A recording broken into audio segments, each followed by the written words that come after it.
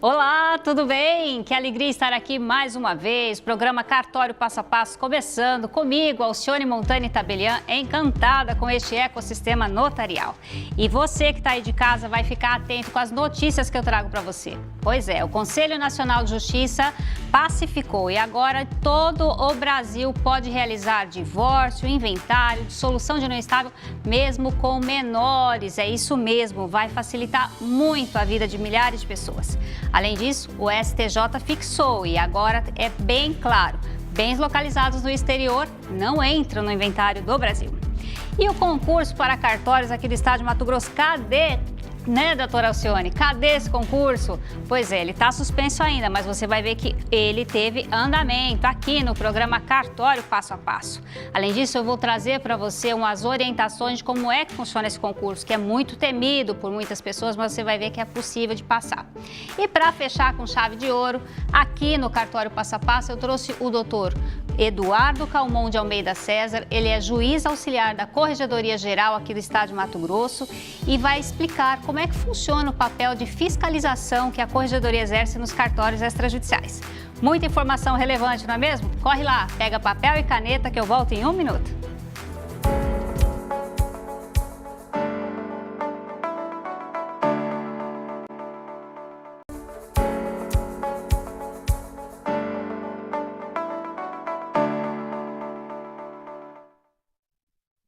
Vamos começar esse programa com muita informação relevante para você, para a sua família, para os seus negócios. Afinal de contas, inventário, divórcio, dissolução de união estável conecta muitas coisas. Então, eu tenho uma notícia muito relevante, como eu falei na entrada. O Conselho Nacional de Justiça agora determinou que todos os estados podem realizar em cartório extrajudicial estes atos que antes só podiam ser feitos no Poder Judiciário porque tinha alguém que seria incapaz, né? Seja por idade ou alguma outra incapacidade. Vem para mim aqui na tela do computador que eu vou compartilhar com vocês essa notícia. Olha só. Aqui eu peguei do site O Globo, globo.com, tá? Então, cartórios poderão fazer inventários, partilhas e divórcios consensuais. Isso não mudou, tá bom? Apenas consensual. Se tiver litígio, não dá para fazer no cartório. E pode fazer mesmo que envolvam menores de 18 anos ou incapazes por outra natureza, tá bom? Vem para mim, aqui no estado de Mato Grosso, já era permitido desde 2022 praticar estes atos. Além disso, outros estados também podiam.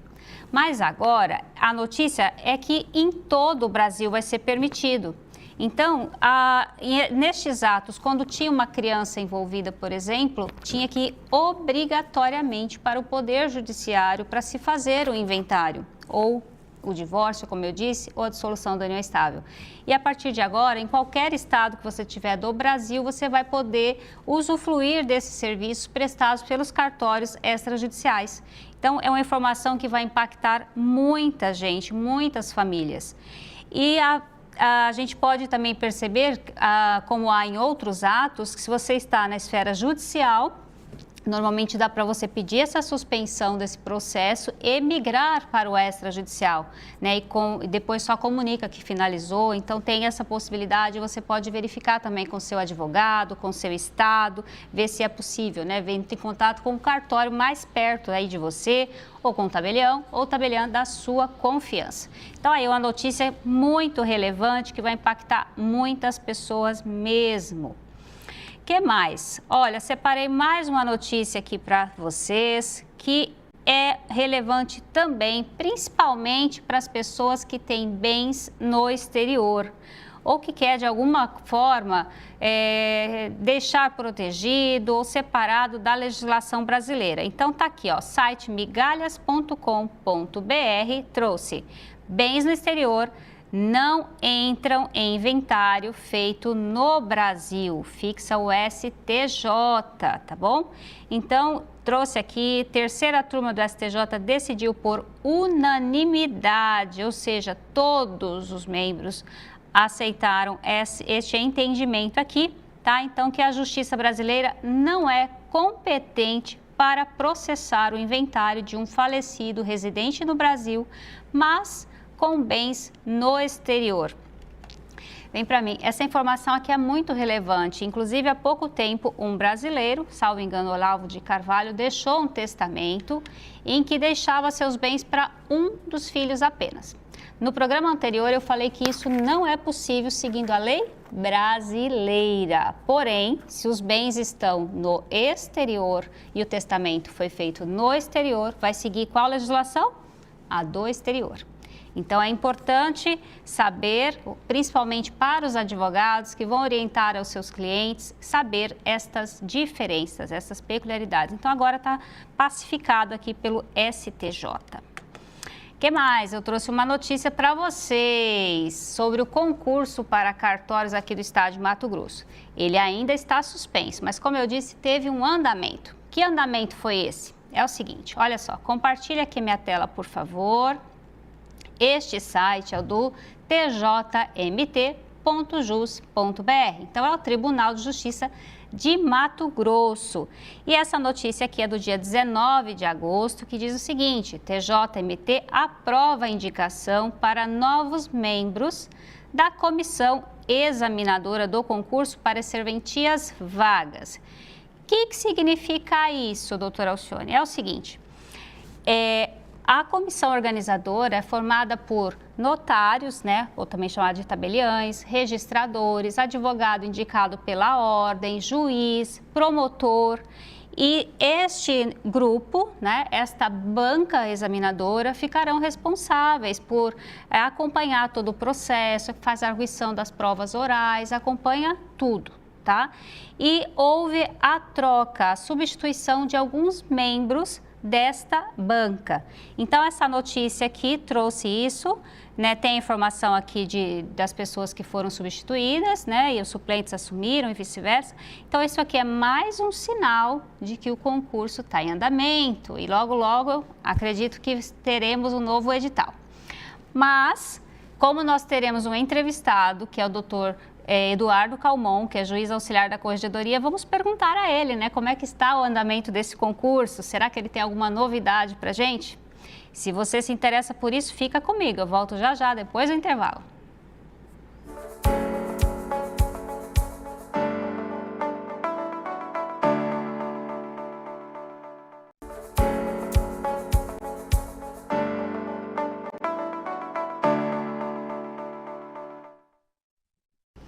Vamos conversar sobre concursos para cartórios aqui do estado de Mato Grosso?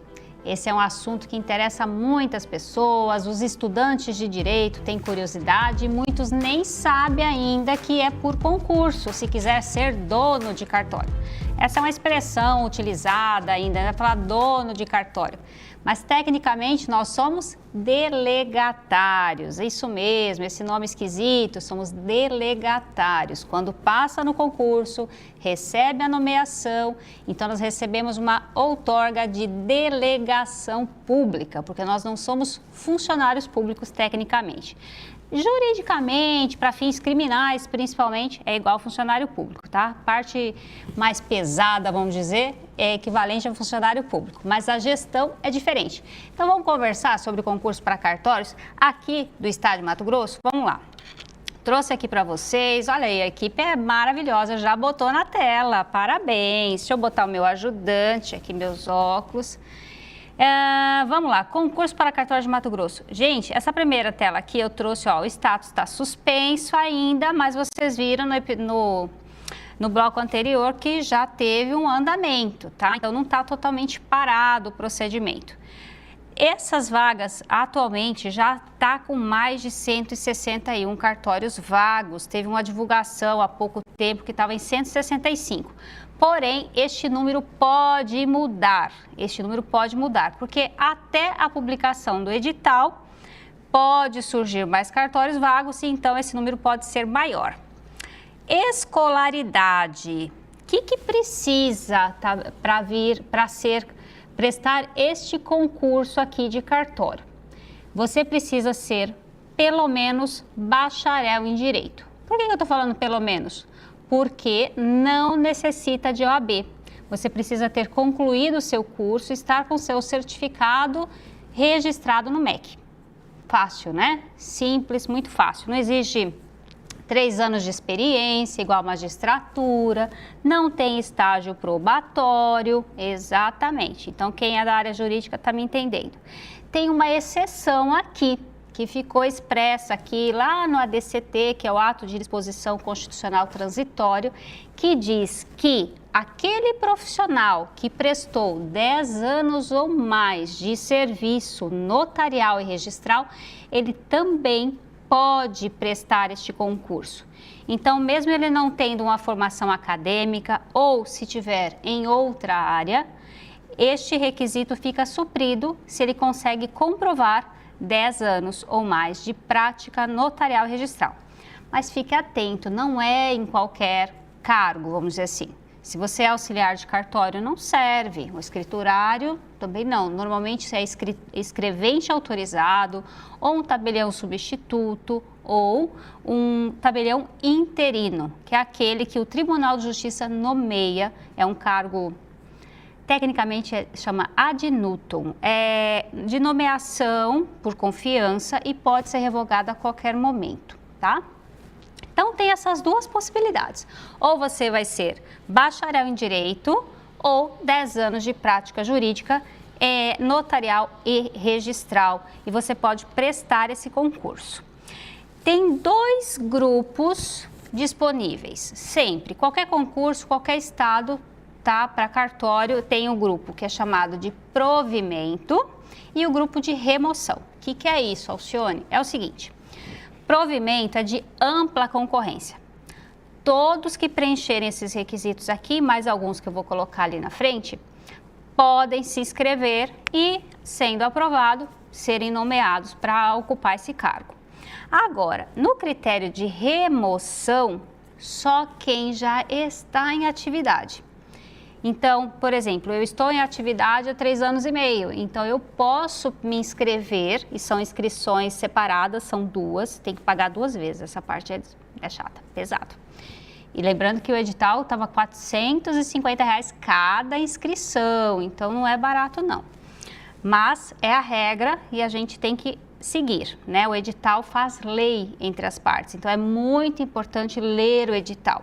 E tem um prazo, inclusive, para impugnações. Caso você não concorde, é claro que não é assim, eu não quero. Você tem que fundamentar, então tem um prazo para impugnações. Então, quem tem 2 anos ou mais, né, como titular em algum cartório daqui do estado de Mato Grosso, pode também concorrer a este grupo que é chamado de remoção. Então, tem vagas separadas, tem vagas tanto para provimento quanto para remoção. Aqui na tela, por exemplo, mostra aqui, por favor. Aqui eu estou dizendo que tem 161 cartórios vagos. Então, quantos destes aqui irão para provimento e quantos irão para remoção? Eu acho que até coloquei um slide aqui. Bom, não está aqui, mas eu vou falar para você. Vem para mim. Funciona da seguinte forma, isso está expresso em lei, tá? 2/3 das vagas vai para o grupo de provimento, ou seja, tem mais chance, tem mais vagas disponíveis para esse grupo que você ainda não tem atividade, você pode concorrer.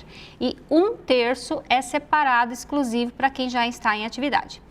Porém, se eu estivesse, por exemplo, em atividade em São Paulo, eu não poderia concorrer às vagas de remoção de Mato Grosso, porque o concurso é a nível estadual. Da mesma forma, apesar de estar titular aqui há mais de 2 anos, eu não posso concorrer às vagas de remoção do estado de São Paulo e de nenhum outro. Posso concorrer tão somente às vagas de provimento, tá bom? Então, se você quer, essas informações são mais para quem é da área jurídica, que quer prestar concurso, mas é assim, o cartório passo a passo um dia traz informações para toda a população e agora mais técnica para você que está começando na área jurídica e pensando, será que é para mim? Então, a intenção aqui é te mostrar, primeiro, que é por concurso público, então é democrático, todos que se dedicarem, que pagar o preço não só da inscrição, não é esse é barato, perto da dedicação e do esforço que nós temos que fazer, sentar o bumbum na cadeira e estudar efetivamente por muito tempo. Um concurso desse nível não demora menos que 1 ano e meio a 2 anos. E pode se rolar muito mais que isso, tá? Este concurso aqui de Mato Grosso demorou quase 8 anos. 8 anos? 8 anos. Falei, nossa, eu mesmo já estava desistindo. Ele começou em 2013 e finalizou em 2021. Tá? Então, tem data para começar, não tem para acabar. E você que está se preparando, vai cumprindo as fases e não desanima que a sua hora vai chegar. Então, vamos lá. Próximo. Requisitos. Além deste requisito de formação jurídica que eu passei, tem outros que normalmente é igual para todos os concursos públicos. Primeiro, você tem que ser aprovado, né? Ó, tô aqui marcando, ser aprovado no concurso para provimento ou remoção. Ter nacionalidade brasileira, ter capacidade civil. Para você que não é da área jurídica, talvez fique em dúvida o que é a capacidade civil. Bem para mim. Capacidade civil é quando você pode praticar todos os atos da vida civil. Você pode contratar, né? Você pode vender, você pode casar. Então, a partir dos 18 anos de idade, quando você atinge a maioridade, se você não tem nenhum problema de saúde, né, alguma limitação, você é tido como uma pessoa capaz, civilmente capaz, tá bom? É isso que quer dizer aqui. O que mais? Estar quite com as obrigações eleitorais e militares. Isso aqui muita gente negligencia e é ano de eleição. Gente, vai votar, expressa a sua vontade, mesmo que não tenha alguém que você se agrade, cumpra o seu dever cívico e vá votar, tá bom? E militares é mais para os garotos. Comprovar conduta condigna com o exercício da atividade delegada. Vou brincar com câmera, ó. Ah, que garoto. Que é isso aqui? Conduta condigna com atividade delegada. Você tem que ter boa fama na praça. É isso mesmo. Você tem que andar na linha, vamos dizer assim, para ficar mais claro. Você não pode ter problemas com a justiça, você não pode ser um devedor. Você tem que estar com tudo em dia, na sua vida em ordem, pelo menos as certidões precisam demonstrar, porque vai chegar um momento do concurso que você vai ter que juntar, né, no momento da inscrição definitiva, que você preenche todos estes requisitos e que está de acordo, que você tem uma conduta ilibada, que quer dizer ilibada? Que está tudo bem, que você não tem problema, tá bom? Assim, você não está devendo, você não tem processo contra você que seja contra essa atividade, tá bom? Processo criminal, principalmente, então, você vai ter que juntar certidões da sua vida toda. O que mais? Ter aptidão física e mental para o exercício das atribuições da função. Isso aqui é o seguinte, gente. Traduzindo item por item aqui para você, teste psicotécnico, vem para mim. Teste psicotécnico, além desse tem o neuropsiquiátrico e o psicológico. São 3, é uma bateria. A gente estuda tanto que eu brinco que é para testar se a gente não pirou no final desse processo seletivo, né? Mas brincadeiras à parte, é para verificar se você realmente tem sanidade mental para exercer uma função tão importante. É muito relevante. Então, é obrigatório, faz parte do processo seletivo estes exames, só que eles só vão ser realizados após a prova objetiva, depois da prova prática. Quem passar desse processo, aí vai ser convocado para realizar estes exames. O que mais? Vamos ver aqui. Bom, esse aqui eu já falei que tem que ter o certificado, né, bacharel em Direito, com diploma registrado ou ter completado 10 anos. Olha aqui o fundamento legal, tá aqui, ó. Bota aqui na tela, por favor. Artigo 15, parágrafo 2º da Lei 8935 de 94. Essa lei é chamada Lei dos Notários e Registradores, ok? Então, é com ela aqui que a gente tem os direitos e deveres dos notários e registradores. Aqui já expliquei também, 2 anos para a primeira publicação do edital, para cargo de remoção. não pode ter antecedentes criminais ou cíveis incompatíveis com a delegação, tá bom? Etapas do concurso. Gente, eu listei 6 etapas aqui, vocês estão vendo? É um procedimento muito rigoroso até a outorga de uma delegação para uma pessoa. Então, veja bem, as principais aqui, ó, tem mais outra. Primeira etapa é a prova objetiva de seleção. Vem para mim, ela tem caráter eliminatório e não tem caráter classificatório. Qual é a diferença? A diferença é a seguinte, aqui nessa primeira seleção só vai eliminar candidatos.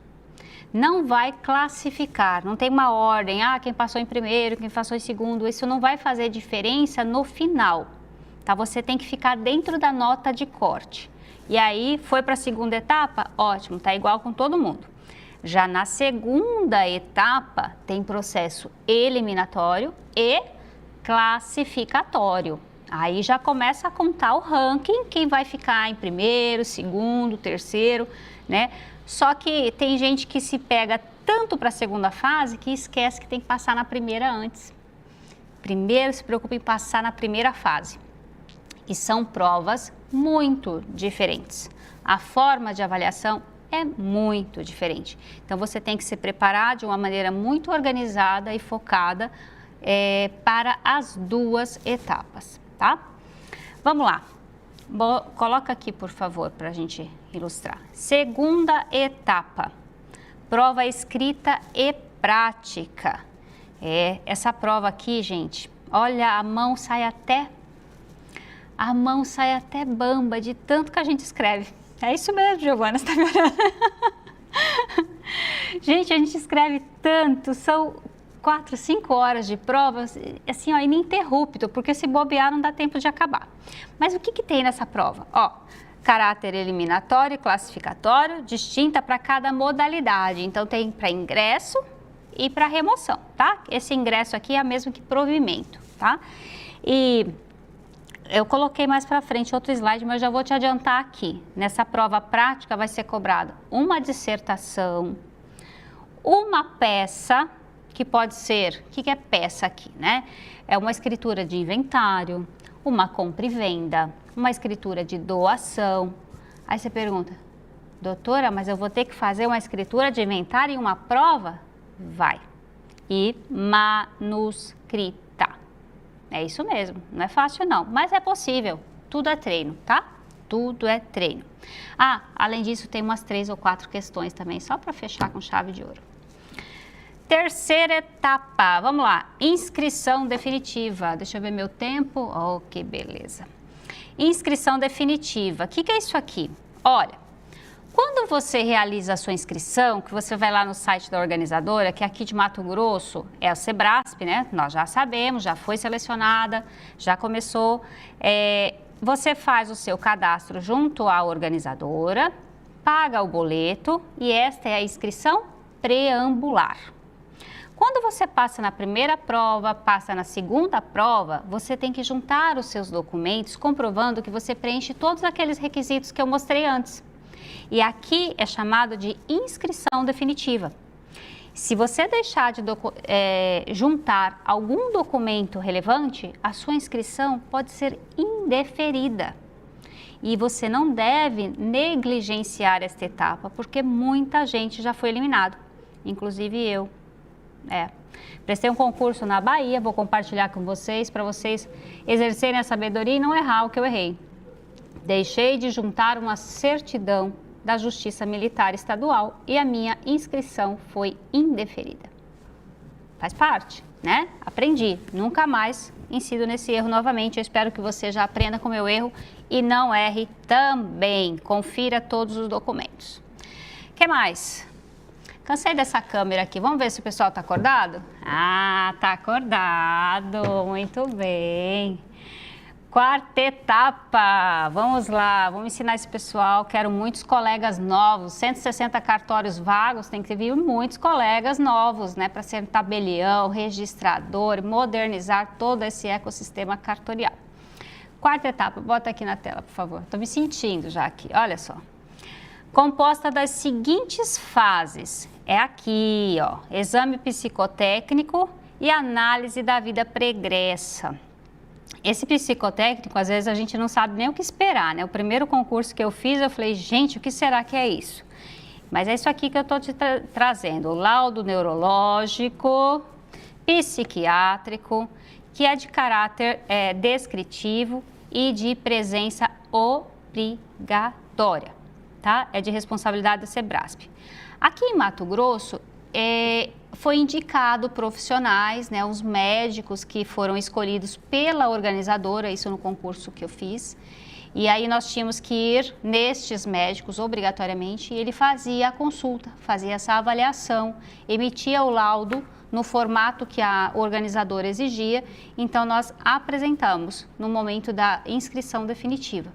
E estes testes psicológicos são realizados em grupos normalmente, com o acompanhamento de profissionais, de psicólogos contratados para analisar o nosso perfil. Gente, é muito estranho. Quem já fez prova para autoescola vai entender um pouquinho. Você faz um monte de risquinho assim, a pessoa lê a sua vida. É muito estranho. É isso mesmo, parece que está lendo a mão, né? E pior que bate. Análise da vida pregressa, de caráter eliminatório. Aqui não vai mudar a sua classificação, tá?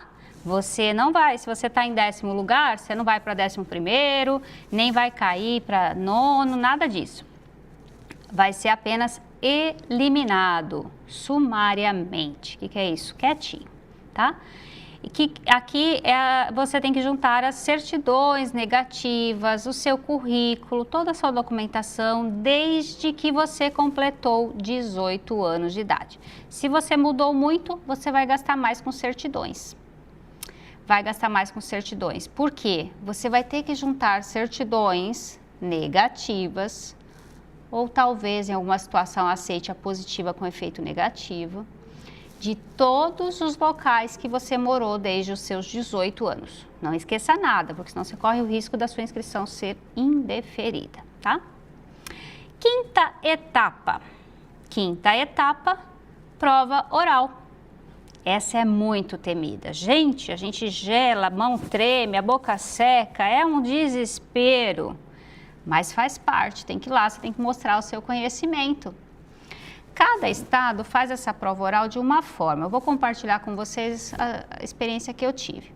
Lá em São Paulo tem o plenário, né, do Tribunal de Justiça e é aberto. Qualquer pessoa pode chegar porque é uma audiência pública e pode ouvir, né, tem as regras do local e tudo, pode ouvir a audiência. Na que eu participei, ficavam os arguidores na frente do plenário e nós íamos trocando de cadeira. Então, passava um por um dos examinadores. E depois, uma entrevista reservada com um membro do Ministério Público e o presidente da banca, que no meu caso, na época, era o presidente do Tribunal de Justiça. Aqui no concurso de Mato Grosso foi diferente. Foi feito sorteio de pontos e aí separado por grupos e numa sala separada com câmera gravando. Então a gente chegava lá e falava o nome completo, CPF, ligavam a câmera na nossa frente, igual eu estou aqui hoje com você, e faziam as perguntas e nós então falávamos ali o que sabíamos daquelas disciplinas. E depois eles avaliavam e davam a nossa nota, que a gente ia saber só depois, tá? Então, funcionou dessa forma. Sexta etapa, já cansou? Desanima não, vale a pena, fica firme aí. Sexta etapa, essa aqui é a da avaliação de títulos, de caráter classificatório. Então, aqui não elimina, mas pode melhorar a sua classificação. O que são estes títulos? São títulos, certificado de mestrado, de doutorado, de especialização. Se você exerce a profissão também de professor, tem uma quantidade de tempo também. Tudo isso conta ponto. Tudo conta ponto para você sair na frente. Então, se você tem uma bagagem maior, se você prestou até serviço para a Justiça Eleitoral, conta ponto, sabia? Muitas coisas auxiliam. Então, é muito relevante e é nesse momento aqui que você vai juntar na avaliação de títulos e aí ele é classificatório. Nossa, meu tempo está acabando. Diretor, eu preciso de mais tempo, não pode. Gente, para continuar, daqui a pouco, depois do intervalo, eu vou entrevistar o Dr. Eduardo Calmon. Ele é juiz, como eu já falei, ele é juiz auxiliar da Corregedoria do Estado de São Paulo. Opa, engaguejei aqui agora, de Mato Grosso, gente, de Mato Grosso. Colega aqui, auxilia todos os notários e registradores aqui do estado de Mato Grosso. Prestou já vários concursos, você vai ver que é um homem extremamente capacitado e vai compartilhar conosco toda a bagagem dele. Então não saia daí, eu volto já já.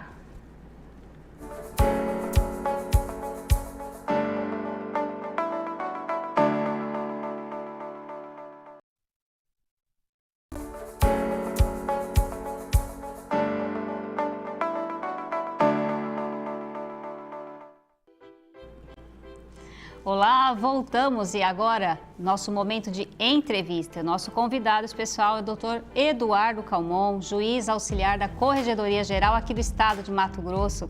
Dr. Eduardo, que alegria recebê-lo aqui.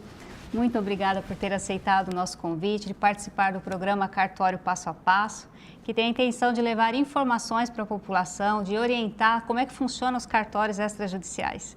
E é uma alegria muito grande mesmo recebê-lo aqui.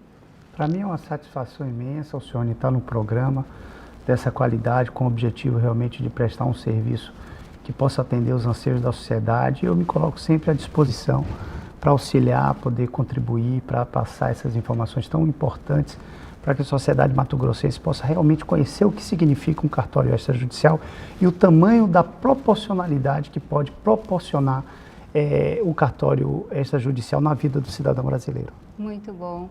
Doutor, conta pra gente, eu sempre peço para os convidados explicar um pouquinho da sua trajetória profissional, como foi para chegar até aqui. E eu já sei um pouquinho que o senhor estava me contando, o senhor gosta de desafios, né? Explica um pouquinho para as pessoas de casa como que é o Eduardo Calmon. Isso é verdade, eu sempre fui movido a desafios, né? Eu me formei no estado de São Paulo, me formei em 2001 no estado de São Paulo, então eu sempre direcionei minha vida, né? Eu tinha um sonho de ser juiz. Eu pautei meus estudos todos e realmente eu intensifiquei os meus estudos a partir do 4º ano da faculdade. Foi um período bastante significativo na minha vida, porque eu direcionei a minha vida naquele momento para fazer o concurso público. O concurso público é algo que exige bastante dedicação, muitas abdicações, renúncias, porque senão nós não conseguimos atingir o resultado, né? Uhum. Então, o meu sonho era ser magistrado, ser juiz no estado de São Paulo, e assim eu me preparei, fui fazendo, né, as atividades que eram afins, estudando com muito afinco. E eu me recordo que quando eu me formei, o estado de São Paulo teve um grande ato. O estado de São Paulo ele tinha o costume de todo ano fazer concurso. E exatamente no ano que eu me formei, foi um ano que não teve concurso para magistratura. E como eu não podia ficar parado, eu fui fazendo outros concursos e aí tive a oportunidade de exercer outros cargos que são afetos ao sistema de justiça, mas que não era a magistratura. Então eu tive a oportunidade de ser defensor público no Distrito Federal, depois eu fui para o Ministério Público como promotor no estado de Sergipe. Aí então tive a oportunidade de ser juiz no estado de São Paulo, passei no concurso lá. Posteriormente eu passei aqui no concurso no estado de Mato Grosso e aí em 2011 eu lancei um desafio junto com meus alunos do cursinho, na época eu dava aula em cursinhos preparatórios, e lancei um desafio de que nós íamos fazer o concurso da Magistratura Federal juntos, que era na época que estava aberto, era o concurso da 3ª região. A partir do momento que eu lancei aquele desafio, eu tive que me preparar, até porque tinham disciplinas que até então eu não conhecia. Então eu não conhecia o direito econômico, o direito financeiro, né, o direito previdenciário, o direito internacional. Então eu tive que focar o meu estudo nas matérias afetas à área federal. E assim eu fiz, né? Enquanto eu trabalhava como magistrado, no período definido pelo Tribunal de Justiça, nas horas em que eu não estava trabalhando, eu estudava. Então, eu acordava muito cedo, acordava às 6 da manhã, começava a estudar às 7, das 7 a meio-dia, entrava às 1, saía às 7, e às 8 eu estudava até meia-noite, todos os dias, isso, sábado, domingo, eu estudava o dia inteiro. E eu fiz mais ou menos essa preparação. Eu fiz uns 6 meses de preparação e aí eu fiz a primeira fase do concurso da magistratura, passei.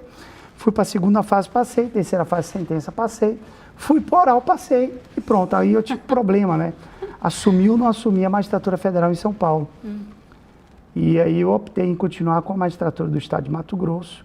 E aí fiquei aqui no estado de Mato Grosso, né? Abdiquei da magistratura federal. E direcionei novamente minha vida, né? Eu tinha feito uma especialização em processo administrativo e direito administrativo, que é uma matéria que eu realmente gosto, é uma matéria que eu leciono desde 2003. Eu leciono direito administrativo. Já lecionava nas faculdades privadas aqui no Mato Grosso. E direcionei então para fazer um mestrado, né? Aí eu fiz um mestrado na Universidade do Estado de São Paulo, em Direito do Estado, na subvertente em Direito Administrativo. E depois emendei, em 2018, o doutorado também na Universidade do Estado de São Paulo. Terminei em 2021. Em maio de 2021, uma data bastante significativa, porque nós estávamos em plena pandemia. Sim. E as atividades acadêmicas, elas não sofrem nenhum tipo de interrupção nem paralisação, né? E não sofreu em decorrência desses eventos, né? Que trouxeram uma série de problemas, de angústias para a sociedade mundial. Então, defendi a minha tese de doutorado em maio de 2021 e aí concluí, né, os títulos acadêmicos que existem no Brasil, né? Que legal. Pois é. Nossa. Gente, você é de casa. Desde 2021 até hoje é o que eu falo para os meus alunos, né? Hoje de manhã eu dei aula na Universidade Federal, do qual sou professor lá. Desde 2001 até hoje eu nunca parei de estudar, Alcione. Eu não consegui parar de estudar. Eu quero parar de estudar, mas eu acabei que assumi uma série de situações novas na minha vida e acabou que eu nunca parei de estudar. Que bom, é ótimo, é um exemplo muito gratificante de ouvir, porque a maior parte das pessoas não consegue nem passar no exame da ordem. O senhor está trazendo aqui exemplos de vários concursos de alto nível de exigência e que o senhor foi aprovado e não está em São Paulo, na Justiça Federal, por uma escolha, né? E o Estado de São Paulo tem que se sentir privilegiado, né, por tê-lo aqui. Inclusive, o senhor já está há 2 gestões, né, como juiz auxiliar da Corregedoria. E eu queria que o senhor explicasse para quem está em casa como é que funciona a Corregedoria, para que serve a Corregedoria? Então, a Corregedoria é um órgão do Poder Judiciário. Então, quando se fala no Poder Judiciário do Estado de Mato Grosso, nós temos um órgão denominado Corregedoria, que é o órgão responsável pela fiscalização, pela normatização em diversos segmentos. Hoje, a Corregedoria, nós temos o nosso Corregedor-Geral, o Desembargador Juvenal, e aí, abaixo da Corregedoria, nós temos as diretorias, né, que são a Diretoria de Fiscalização Extrajudicial, a Diretoria de Aprimoramento da Primeira Instância, a Diretoria afeta os Juizados Especiais, né, a Diretoria Judiciária Administrativa, que cuida dos processos administrativos. Então, nós temos toda essa organização da Corregedoria Geral, subdividida em outros órgãos que são subordinados ao Corregedor Geral. E dentro de cada diretoria existe um juiz auxiliar escolhido pelo Corregedor-Geral da Justiça, dentro do número de juízes do Estado, responsável pelaquela respectiva pasta. Então, a mim competiu e compete a atividade exatamente dos cartórios extrajudiciais. Então, toda essa atividade de fiscalização, de normatização, né, de acompanhamento das atividades, aprimorando sempre por uma qualidade de serviço, por uma eficiência, por um aumento de arrecadação, ou seja, por um atingimento que possa fazer com que a sociedade permita-se circular a riqueza e geração de empregos, uma série de outras atividades, compete à Corregedoria Geral na minha pasta, na qual eu sou o juiz auxiliar responsável. Então, o trabalho da Corregedoria Geral da Justiça na atividade do extrajudicial consiste exatamente no acompanhamento, na fiscalização, na instrução, na normatização, no apoio, no esclarecimento, ou seja, é uma atividade em que tem por objetivo auxiliar, permitir que a atividade extrajudicial possa ser desempenhada de uma maneira mais satisfatória possível. Então, esse é o papel da Corregedoria. Diferentemente do que muitos pensam, Alcione, de que a Corregedoria ela tem necessariamente um viés punitivo.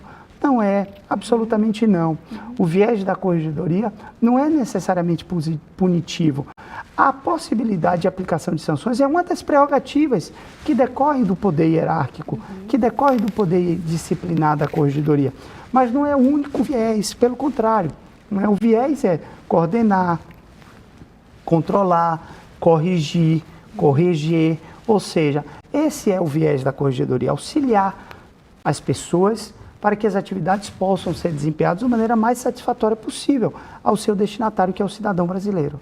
Exato, muito importante mesmo. E o papel de orientação também, né? Exato. A gente sempre que precisa, liga na corregedoria, se informa, se está em dúvida como agir em determinado ato.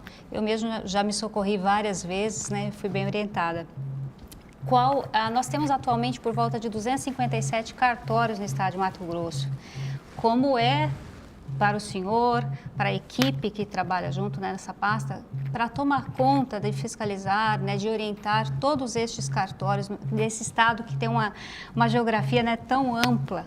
E diversa, né? Diversa, Pois exato. então, cada região ela tem uma característica, uma peculiaridade própria, que sofre influências de determinadas partes do país. Então, se a gente pegar, por exemplo, uma região mais próxima de Rondônia, você vai perceber que nós temos uma influência de um determinado povo que foi lá colonizar. Então nós temos, embora o Estado seja bastante coeso, nós temos costumes diferentes em determinadas regiões, o que implica práticas também diferentes. Então o papel da corregedoria vem exatamente trazer essa uniformização, entender a realidade de cada uma dessas regiões e buscar uniformizar. Por quê? Porque o direito é um só, o ato é um só, a situação jurídica é uma só. Então, por mais que haja peculiaridades em determinadas regiões, o cidadão ele espera que para ele seja exigido o mesmo comportamento que lhe é exigido em qualquer lugar do Brasil. Então, esse papel da corregedoria em tentar trazer a uniformização, ou seja, no sentido de que todos façam sempre as mesmas coisas, que se exija a mesma coisa, objetiva exatamente dar segurança ao cidadão. Então, isso é bastante importante para a corregedoria, né? Nesse papel de orientar e de uniformizar as práticas. E claro, né? Quando se fala de corregedoria, não existe corregedoria sem o trabalho dos cartorários do extrajudicial, porque os senhores e as senhoras são extremamente importantes para que a corregedoria possa desempenhar o seu trabalho, porque vocês conhecem a realidade daquela localidade. Por isso é tão importante o tabelião, o notário, o registrador, estar próximo da sua sociedade, da sua coletividade, porque todas as angústias, todas as situações em que possam trazer algum desconforto, às vezes a corregedoria não fica sabendo. Então, essa expertise, esse conhecimento, esse poder de ter o controle da situação naquela localidade pertence a vocês tabeliães, a vocês registradores, a vocês notários. Então, é um trabalho que precisa ser alinhado. A corregedoria sozinha, nós não conseguimos fazer absolutamente nada. Precisamos do apoio de vocês, que vocês nos reportem as necessidades para que assim a gente possa criar as regras que podem solucionar o problema do cidadão. Então é um trabalho em conjunto, é um trabalho harmônico, é um trabalho que perfilha para o mesmo caminho, para a mesma solução.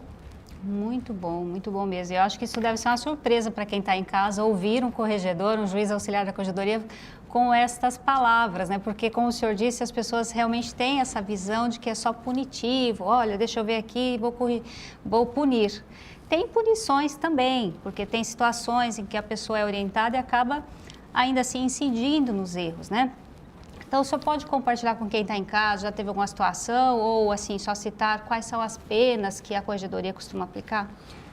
As penas são as penas que estão previstas na lei, na 8935, que é a lei de regência geral da atividade.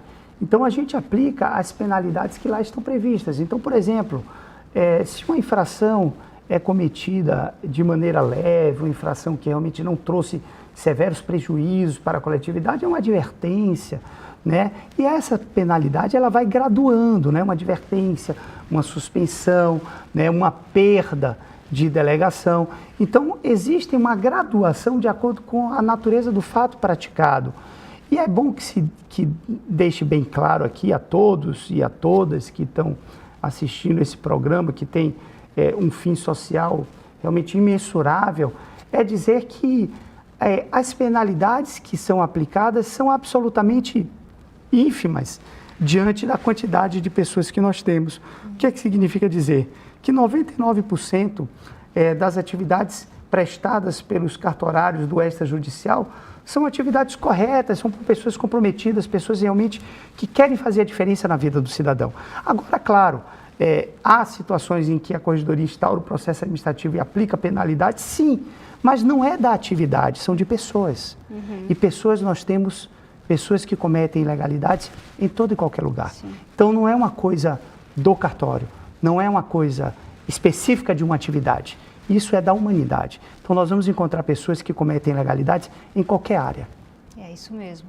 Não dá para generalizar, não. Né? Às vezes a gente escuta assim, não, mas os cartórios, e aí de uma forma genérica, né, para falar mal e tal. É importante trazer esse esclarecimento, é pontual.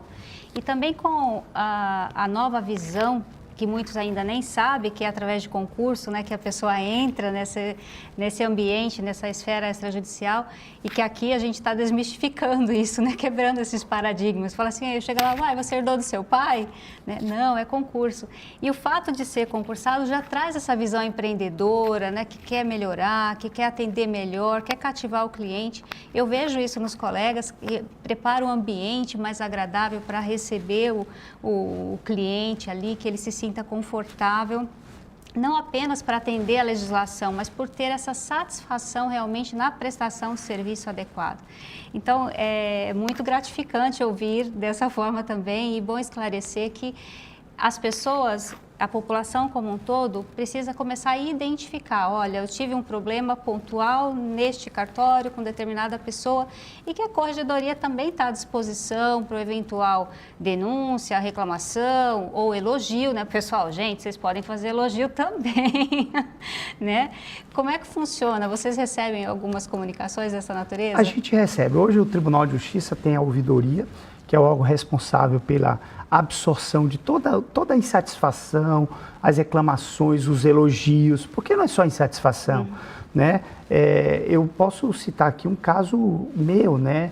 Eu precisava autenticar uns documentos, né? E aí eu resolvi ir no cartório, fui no cartório em Cuiabá e eu pensei, olha, eu já vou com a paciência para poder esperar muito tempo. E ali, quando eu peguei a minha senha, eu fui atendido em menos de 10 minutos, eu estava com o serviço prestado, com absolutamente tudo que eu precisava, em menos de 10 minutos. Então, quer dizer, nós temos que ter esse olhar, né? Se você vai em uma atividade, se você vai num supermercado, no dia em que as pessoas recebem o seu pagamento, é óbvio que a demanda vai ser maior do que a oferta. Sim. Né? Então, é claro que aquele serviço vai atrasar. Agora, não é a realidade. A realidade é que nós somos atendidos nas serventias extrajudiciais de uma maneira muito célere, de uma maneira muito humana, né? No sentido de que tem local para você sentar, tem uma água para você tomar, alguns servem até café, né? E quando percebe que um usuário está ali sem saber o que efetivamente ele precisa, chega um funcionário para prestar um apoio. Né? Então, quer dizer, tem todo um profissionalismo atrás da atividade extrajudicial que hoje ela é prestada pelos titulares. Né? Então, nós temos que reconhecer, e isso cada vez mais está se tornando frequente. Os titulares estão investindo na qualidade do serviço e fazendo com que o usuário receba uma prestação digna e merecedora. Então, isso é importante deixar consignado. Né? Agora, claro, situações pontuais de atraso pode vir a ocorrer em decorrência de situações muitas vezes que são extraordinárias. Sim. Situações em que não tem como se prever, né? Isso realmente acontece. Agora são casos absolutamente isolados e nós, como cidadãos brasileiros, nós temos que ter também um pouco de paciência, né? Um pouco de compreensão. Você vai na Caixa Econômica Federal no dia do pagamento do aposentado, é difícil você ser atendido em menos de 2 horas. Agora, em qualquer outro dia, você é atendido em poucos minutos. Então, nós temos que ter um pouco de compaixão em relação a essa situação. Entender, né? Exato. Às vezes o cliente está num dia ruim e acaba descontando ali, a gente tem que ter paciência, calma e tudo mais, mas tem essas peculiaridades. Só uma brincadeira, o senhor foi a paisana nesse cartório ou o senhor foi a caráter? Não, eu fui de calça jeans. Eu fui de calça jeans porque eu estava tratando de uma coisa pessoal minha. Eu só estava brincando. E eu fui lá, acho que foi no meio da manhã, né? Logo depois tinha aberto, uma coisa dessa, e fui atendido bem rapidamente mesmo. Não, os colegas estão se empenhando sim para modernizar na parte de tecnologia, se adequando, né? Nem sempre é possível fazer naquele exato momento, mas eu vejo, participo dos encontros dos colegas notários registradores que a Noreg promove. Às vezes, dentro da nossa classe mesmo, a gente tem os puxões de orelha, né, nas situações, mas o que eu percebo é isso também, doutor, que a grande maioria dos colegas estão empenhados em continuar na sua capacitação, não estão acomodados atrás do balcão, estão sim se movendo para se qualificar cada vez mais e fazer uma prestação de serviço adequada. E a gente vê isso, viu, Alcione? A gente vê, a gente percebe, nós conseguimos mensurar o tamanho da evolução, da qualidade na prestação do serviço, tudo isso é visto pela Corregedoria. A gente percebe os investimentos que são feitos, porque eles são prestados contas para o Poder Judiciário. Então, a gente tem acompanhado realmente o tamanho da vontade e da instrumentalização que os titulares estão promovendo em suas serventias com esse objetivo de melhorar a eficiência. Porque hoje o grande problema é a gente melhorar a eficiência dos serviços. Sim. E quando se fala de serviço, não é só o serviço extrajudicial, não. É o próprio serviço judicial, é o próprio serviço médico, é o próprio serviço, ou seja, é melhorar o serviço público como um todo. E nesse intuito de melhoria, nós temos mais de 160 cartórios vagos aqui no estado do Mato Grosso. Foi publicado o edital, aí ele está suspenso. Até hoje compartilhei aqui no bloco anterior que houve um andamento, houve a substituição de alguns membros da comissão organizadora. E aí eu até deixei aquele suspense. Será que o doutor Calmon vai trazer alguma novidade? Em breve nós até marcamos uma reunião com o presidente da comissão para tratar de uma questão que me foi levantada pelo Conselho Nacional de Justiça. A semana passada eu estive em Brasília e eu tive uma reunião com os conselheiros do CNJ a respeito desse concurso e me foi passado algumas orientações. Eu já pedi uma pauta com o presidente da comissão que eu gostaria de apresentar uma sugestão, tá, para que ele possa decidir, deliberar da melhor maneira possível, né? Mas eu acredito que em breve o concurso será retomado com um novo cronograma, né? Provavelmente vão entrar novas serventias que até então não tinham entrado porque não estavam vagas antes da publicação. Então a ideia é entrar novas serventias também, mas tudo isso vem exatamente com o objetivo de fazer com que essas serventias sejam providas. Por quê? Porque para nós, para o Poder Judiciário, é muito mais vantajoso que essas serventias estejam providas do que elas estejam vagas. No momento que elas estão providas, é um profissional, é uma pessoa que vai se dedicar integralmente àquela atividade. É o seu cartório, então ele tem todo o propósito de fazer com que aquele cartório cresça e preste realmente uma atividade digna para a sociedade. Então o interesse do Poder Judiciário é que as serventias sejam providas o mais breve possível. Agora, claro, isso é republicano, depende de um rito, né, de um procedimento de seleção do melhor servidor para que possa ocupar aquela função, e isso não é algo rápido, né? É algo que nós temos visto que às vezes demora 1, 2, 3 anos, mas que é necessário para que a gente possa selecionar realmente a pessoa comprometida, a pessoa capaz de prestar aquele serviço de qualidade. Maravilha. Então, o senhor acha que esse ano ainda deve ser retomado? Eu acredito que sim, não depende de mim, a decisão não é única e exclusivamente minha, mas nós temos ainda muito tempo, né? Nem entramos em setembro, nós temos setembro inteiro, outubro inteiro, novembro inteiro e até 20 de dezembro. Então nós temos 3 meses e meio, é muito tempo. Eu acredito, particularmente falando, uma opinião pessoal minha, não reflete absolutamente nenhum posicionamento do Poder Judiciário, mas uma posição particularmente minha. Eu acredito que nós temos tempo mais do que suficiente para uma republicação do cronograma e o prosseguimento do concurso. Então, você que está em casa, fique atento, já continue os estudos, eu sempre falo sobre isso aqui, não pare de estudar, não desanima porque o concurso está parado, porque ele vai sair, uma hora vai sair, pode vir ainda com mais cartórios vagos para você, que pode ser meu colega ou minha colega de profissão. E vai ser muito gratificante, né, compartilhar o que eu aprendi durante esse tempo, né, porque quando cheguei não conhecia ninguém, então foi o mais difícil, mas é muito gratificante a profissão. Doutor, a gente está caminhando para o final e eu sempre finalizo perguntando, porque é um programa inovador, né? Algumas pessoas entendem, outras nem tanto. Eu queria a sua opinião pessoal sobre um programa de TV aberta, né?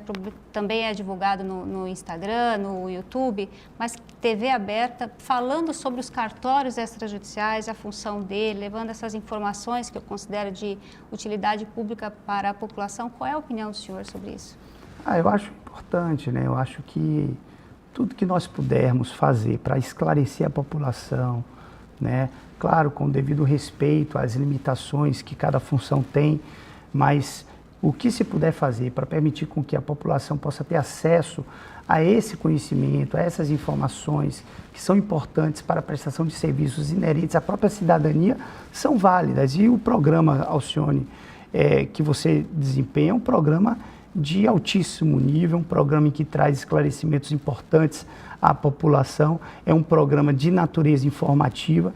Então, tudo isso é muito válido, é muito elogiável, né, essa postura e esse comprometimento que você tem com a atividade e com a própria sociedade mato-grossense. Muito obrigada, isso é um incentivo para a gente continuar a prestação do serviço.